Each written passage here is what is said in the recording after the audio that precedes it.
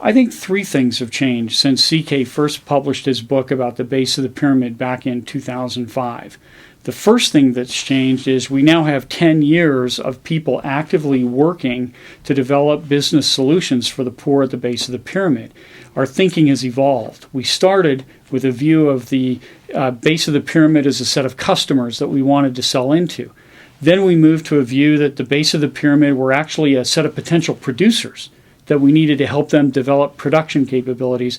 And now we've evolved to a position where we believe that people at the base of the pyramid are our partners. They may be consumers, they may be producers, but they're certainly partners in co-creating solutions that help their lives. The second thing that's changed in the last 10 years, business is a lot more legitimate as an actor at the base of the economic pyramid. We now have organizational forms like B Corps or L3Cs that allow social entrepreneurs or others to organize specifically to help the poor. Large corporations, it's also much more legitimate and far more acceptable to have a base of the pyramid initiative rather than pioneering. The third thing that's changed in the last 10 years is that we understand now a lot more about context and about how products are actually used, how jobs actually occur and transactions occur in base of the pyramid markets, and we're able to design more effective product interventions, service delivery, market mechanisms based on our emerging understanding of the larger social context in which base of the pyramid life takes place. It's worth thinking about for a minute what hasn't changed since CK published his book. And to illustrate what hasn't changed, I'd like to focus on some of the effects of the recent Ebola outbreak in West Africa. So there's three features that really haven't changed. First is there's still a quarantine mentality about Ebola certainly, but oftentimes about poverty. One of the things we tried to do when the Ebola outbreak jumped over the ocean to the United States was we tried to shut off entry and exit into the United States by people from West Africa. Metaphorically, how often do we do that in dealing with the poor, trying to quarantine them or have them remain in their own environment? Secondly, there's still a lot of fear and misunderstanding. As you recall, early on there was a nurse infected in Dallas who got on an airplane to Cleveland and spent a long weekend in Ohio preparing for her wedding.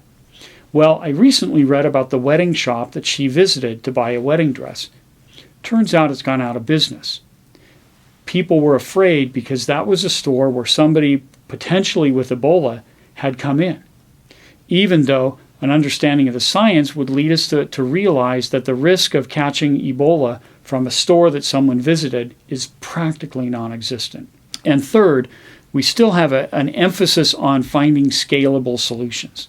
I just read in the New York Times last weekend that with the ebbing of the Ebola virus in West Africa, there's concern that the search for a vaccine will also dry up. This particular Ebola outbreak was 300 times the magnitude in terms of people affected as the next greatest Ebola outbreak. And it's hard for companies to think about producing a viable vaccine unless there's going to be a large market. So there still is a predilection for scale. So, what advice would my book, More Than Money, offer to business leaders, to public policymakers, and to social entrepreneurs trying to make change at the base of the economic pyramid? Number one, in my book I talk about the difference between big P and little p poverty. Big P is systemic level issues. It's the kind of stuff that the World Bank, USAID, and other large donor organizations have worked on for the past half century. I'd rather encourage business leaders, policymakers, and entrepreneurs to focus on little p, the actual poverty lived by individuals, families, and their communities in parts of base of the pyramid markets. I think at little p poverty, when we're designing for specific individuals, real communities, and actual families, we have a much better opportunity to make a dent or to eliminate poverty among individuals and families. Secondly, social capital matters a lot, and how a business understands and leverages social capital can be huge. In the early 2000s, when we invaded Iraq and kicked out and removed Saddam Hussein from power, I read an article about the military intelligence team that actually found Saddam Hussein. One of the things they said is that as they began to look at the Iraqi government, they soon realized that the government was all Saddam's family. They were nephews, they were relatives, they were cousins. And for the team, this was a revelation, because in the West, we're a meritocracy. In many places in the developing world, it's family relationships and it's social networks that define buying patterns, that define use patterns. And so as businesses and organizations think about interventions at the base of the pyramid, they need to think more systematically about the role that social capital plays.